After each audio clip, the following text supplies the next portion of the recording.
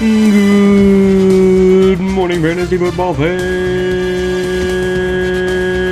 and welcome to a last minute to week 10. Good golly, week 10 of the Fantasy Football Podcast. A little delayed again here. I know we're going to be jumping into what happened last week 10. Michaela's out of town. She's actually in Buffalo with her friends. So I got the kids, and so I have not had a whole lot of time to be able to get to this episode. So we're getting to it right now here Sunday morning, 9:41 a.m. Hitting it quick for your guys' entertainment and league update pleasure. So first off, we're going to take a look at the standings. Mahase stands alone, 8-2. Cooged it, 7-3. My new name, because I lost to Travis there, washed like Belichick, with a picture of Belichick, obviously frustrated. Still in third, though. So even though I took the L this week, still in third. I get to sit there right in between the gap here between me and then Corey, who's 5-5, and Aaron, who moves up to 5-5, followed by Travis, who's 4-6, Jake, who's 4-6, Brian, who's 4-6, Steve is 4-6, and Amy in her home spot, pulling up the rear, 3-7. I keep thinking about how she told me this was going to be her year, but 3-7. I mean, if it's her year to lose again, then yeah, she's doing a good job there. 3-7. Ouchie boo boo. So that's the standings for last week. We'll take a look at the coach rating. See where everybody's at. So we had two people with perfect weeks, Steve and Mahase, and then followed by me. I left just 0.9 on the bench. Then Team 9, Brian both leaving 5, Scott leaving 11, Travis 13, Aaron 17, Jake at 26, and Amy at a whopping 37 leading the week there. But for totals, still got a pretty similar look here. We got Steve, Aaron, Corey, myself, Scott, Jake, Travis, Amy, Brian, and then Jace still taking the crown there for 229 points left on the bench, even with this perfect week this last week. But last thing we'll take a look as the true rating. The true rating is their record, their points for, who they would beat each week, and then the coach rating. So Liberty Baby stands 10 points ahead of Jace here in terms of the true coach rating, where he's doing a good job. He just hasn't been able to win those matchups, I think, early on. But he's on the climb now. He's definitely got some key players who are performing well, and is on the come up. So he's going to see if he can get to playoffs here before the end of the regular season. So our first matchup of the week is going to be myself versus Travis. It's a rough one. I was feeling good with the Pastronaut, Joshua Dobbs, 25 points. He did his job. I was up against Kyler Murray's first week back, and he looks like Kyler Murray. He did a good job, 18 points, 3 interception, so looking just like Kyler Murray. But solid performance there. Deontay Foreman, I liked that start. That was last Thursday night, I think. Stevenson did okay. He gets the did do your job approval. Stephon Diggs, first week he's let me down, 7 points. I needed him big time in that final matchup, final game of the week, and he got me 7 points versus Denver, so rough one. Douglas did his job. Taysom Hill does not get the do your job mark. 4 points versus Minnesota, crazy. Bijan did his job. Kicker, wouldn't say he did it. 5 points, what I'm looking for there. And the 49ers, 24 points, really helped me out there. That's my second highest on the week, behind Joshua Dobbs, who's leading the team. I appreciate that. And then on the other side, the real main issue I have with him this week was the Hawkinson going crazy. Luckily, he didn't also put Kittle in, or else he would have even beat me by more. He did great. McCaffrey's doing his thing. Kyler Murray had a great first game back. Najee Harris is looking good. Thielen did okay. 10 points, I think, is, again, the do-your-job approval there for a wide receiver. Pittman, 16, doing great. Hawkinson going above and beyond. 134 receiving yards, 1 receiving touchdown from Mr. Joshua Dobbs. Absolutely fantastic. Olave, 22.4 in that loss, so he did work, even though it was a tough matchup. Boswell coming in with 13 points. Pittsburgh homie there doing good for Travis, and then the Raiders 11.9 points. Better than I expected. I can't believe they beat the Jets. So I really thought this would be a little bit better for me, but 11.96 points, almost 12. During the Mahomes bye week, and Waddle bye week, not bad. So I'm sure Travis was happy with that. Happy to get to look at the name he chose for me for the rest of the year. It's obviously just a lie. No, I get the watch like Belichick stuff. It's been rough since Tom Brady left, but we're still here. You know what I mean? 8 or whatever it is heading into bye week. Next, we got Jake versus Aaron. Aaron coming up with the most points on the week, 165. He just continues to lead the charge in points. I was looking forward to this matchup because both these teams have been great and both of them have been the come up. Aaron is now on a 3-game win streak after defeating Jake here.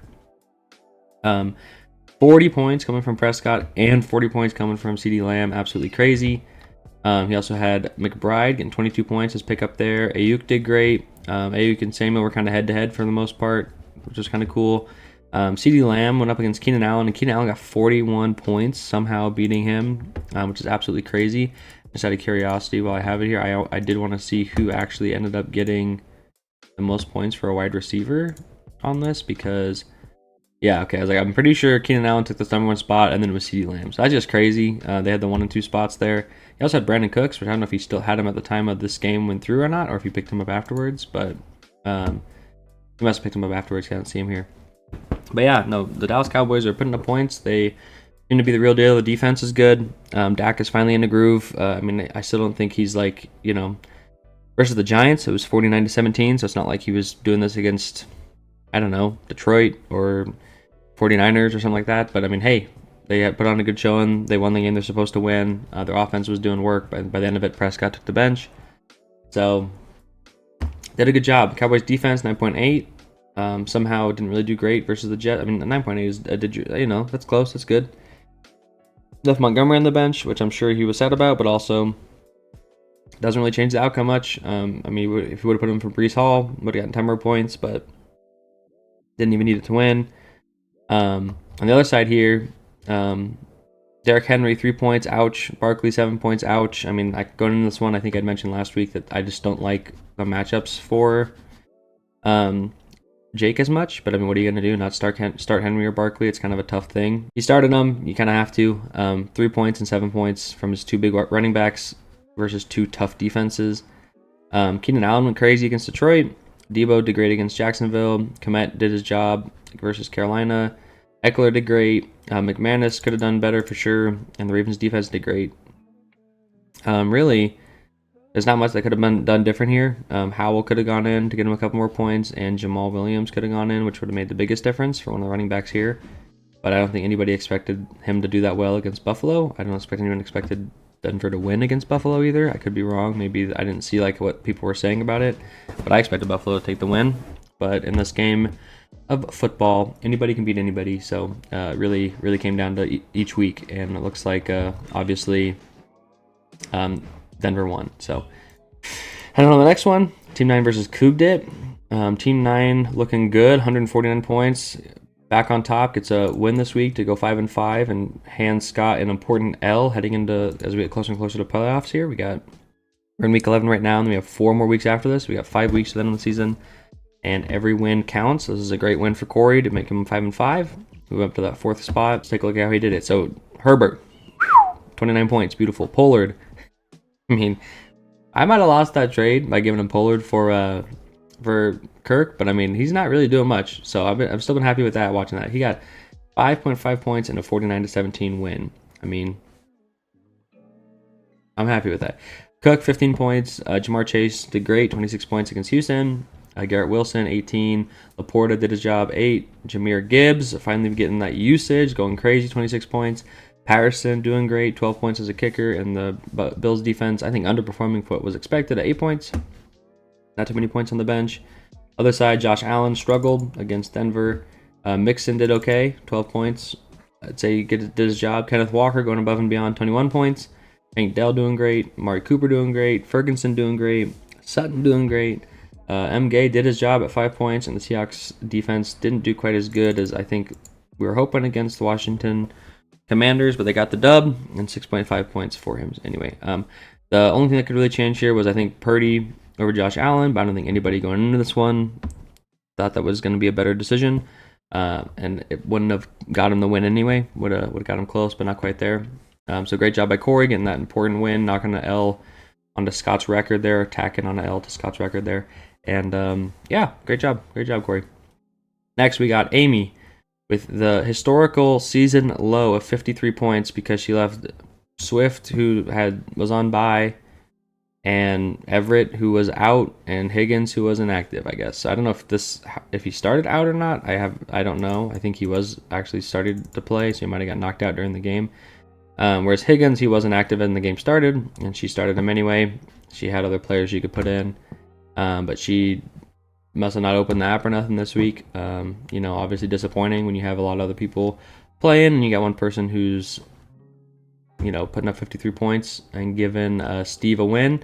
This was kind of an important matchup. It was the 10th and 9th place, so if either of them wanted a chance to continue going, I mean, they were 3-6 and 3-6 going into this, and so she takes the 3-7. He moves up to 4-6, and I think, if that's not kind of a white flag for the season, I don't know what is.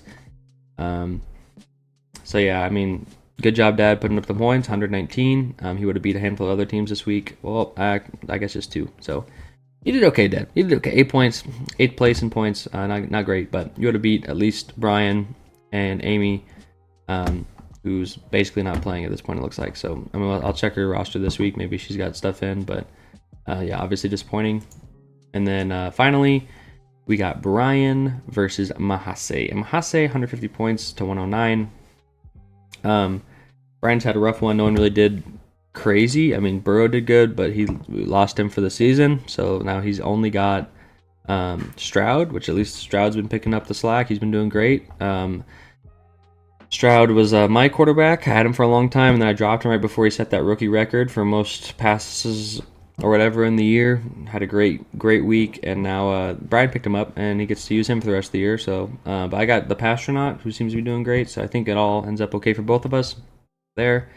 But yeah, Burrow's out for the season. Kareem Hunt did okay, 9 points. Gus Edwards, okay, 9 points. Devontae did okay, 14 points, with all the stuff happening for the Raiders there. Looks like it's a positive trend for him. Lockett doing great, 23 points. But Mandrew's out. We don't know how long he's going to be out, so that's another injury there that's rough for Brian. He's been kind of plagued by those this year. James Conner, 7 points. Hopkins kicking for 13, which is, best. I think he's the number one kicker right now. He's been doing great. And Saints, 4 points, not as good as you'd want versus Minnesota. On the other side of the ball, you got Mahase, 150, putting up the third highest points on the week. It goes Liberty Bibbity, Travis, and then Mahase. And Mahase, 150, still someone to be reckoned with. He has that Amon St. Brown he picked up in that trade for 31 points for Patrick Mahomes. Patrick Mahomes had a bye, and Amon got 31 points. So it looks like it's a solid, fair trade there. Geno Smith, 27. Josh Jacobs, solid 12. Jonathan Taylor, solid 12. DeAndre Hopkins, not doing great, 5.7 points. That was a trade for DJ Moore for me and him earlier this year. And Hopkins has been doing good. At this point, I've traded DJ Moore to Amy. And we'll see if she continues to use him or not. I think it's just been sitting on her bench the whole time. Kincaid, 16 points, solid tight end, absolutely awesome. It sucks that it came because Singletary's been out. Injured. I think that's his name, Singletary. And so now Kincaid's in. Evans going crazy, 27 points against Tennessee. Kua doing his job at 5 points, and the Jets defense doing their job at 10 versus Las Vegas. He had 3 buys this week, whereas we had the Tyreek Hill and Pacheco buy for Brian. And really, this could have been a big win for Brian. He's still contending. He's 4-6. 4-6. I know it says he's in 8th place, but it's not like he's that far away from everyone fighting for the 4th place spot right now. Jace has a solid spot. I don't think you could say he's clutched it yet, but he hasn't guaranteed a playoff spot yet technically. But with the way he's been playing, it'd be hard to see him not get in. So great job, Jace. Way to defend that spot. We do have right here, I wouldn't say my spot. At this point, no one's locked in. The way that Jace is playing and the way the points he's getting and stuff, it looks like he's got a pretty good lock on it. Same with Scott. But anything can happen. I'm 6-4. I'm not feeling great about being able to hold my spot, going into the playoffs. And then right here, we got 4 people at 4-6, 2 at 5-5. Corey claimed that 4th spot just by, I think, a head-to-head matchup. He beat Liberty Bibbity earlier in the year. So I think that's why he's got that 4th spot. So if today was the end of the season, he would have won just by that. He would have gotten the playoffs from that. So it's getting to the point where all that kind of stuff adds up and matters. We have 4 more weeks after week 11 here till playoffs start, and so it's kind of anyone's game still, except for maybe Amy, who's maybe, I don't know if she's playing or not. We'll see. But anyways, finally we got week 11 here, the Thursday night impact. because the games haven't started yet. We got 21 points coming from Joe Mixon, and that loss to Baltimore. Not great for me. He's projected to win by 128 to 109, so we'll see how that goes. If I can get a dub from this week, that would be a huge win to help secure my spot and knock him down a peg to 6 and he'd be 7-4 and I'd be 7-4, so that'd be great. Fingers crossed, but we'll see. Liberty Bibbity, 11 points from Tucker, did his job, solid. Tyler Boyd only getting 5 points for Travis there, and the loss to Baltimore, not ideal. I would say he did not do his job, not ideal there. And yeah, and then no one on here. Looks like they were playing on the bench or anything. Oh, Ravens defense got 6 points, so good bench move there from Jake. On this side, we got 9 points from Jamar Chase, so not a great performance. I would say he didn't do his job. 10 points is kind of what you're looking for. This is another matchup that could have huge implications moving forward. If Corey can get a win here and give a loss to Jace, huge. Right now, Jace is projected to win, but you know how those projections work. We'll see what happens. And then finally, the biggest Thursday night impact here, we got Burrow, 8 points before he went out. Gus Edwards, 21 points in that win. Andrews, 5.3 points to be out. I mean, that's tough, man, to have both Joe Burrow and Mark Andrews and have both of them not play the full game and be out for who knows how long. Ouchie boo-boo. Sorry, Brian. Looks like he's projected to still beat Amy, though, so it's a good week to have it happen because Amy's got a bye week. Gerald Everett out and Higgins, who's inactive. So she's not even really playing. I mean, it's Sunday. The games start in less than 2 hours, and she's got 3 people not playing. So Lamar Jackson gave her a good start, but it doesn't even matter if she is out. So congrats on the win there, Brian. If you end up getting it, if she wakes up or whatever and hits the optimize button even before the game start, then you might be in trouble. But yeah, we'll see what happens. I've in the past I've kind of tried to manage it by texting people the night before and stuff like that. But at this point, I mean, it is what it is. So yeah, that's what we got for this week. I'm gonna jump ahead and look at the schedule real quick for the next couple weeks to see what's gonna happen. Some big ones. So I played Jace, another big one, big tough one. The standard is the standard versus Kugdit, big one. And really these other ones, not that all these games are big at this point, but I just mean like in terms of messing up the flow of things. At this point, it's anyone who's in the top 2, 3, me, right? Anyone who can take any teams that are lower in the standings that can take a win off of the higher teams is huge for everybody, right? To kind of mix it all up and see who's going to win and get to playoffs. So at this point, yeah. So anyway, that's kind of all I got. Sorry guys, it's another kind of low energy, whatever. It's been busy with the kids, and I haven't even been able to pay attention much to any football that's been going on besides through like Twitter and stuff like that. So I'm hoping next week we're kind of through Thanksgiving and stuff. I will have some time to kind of sit and watch football and be able to make an episode. But for now, I figured I'll do my due diligence, and it's good to keep consistent, at least to try to get out once a week. You guys, so appreciate it. Appreciate you guys listening. Appreciate you guys being there. Remember, this is the Brady Fantasy Football Podcast, where if you're listening, you are family. So thank you for tuning in. I appreciate your patience. Appreciate your time. And hopefully I'll be able to give you a better product here, next week. So thank you for your patience. Thank you for your time. And yep, I will talk to you guys next time. Bye-bye.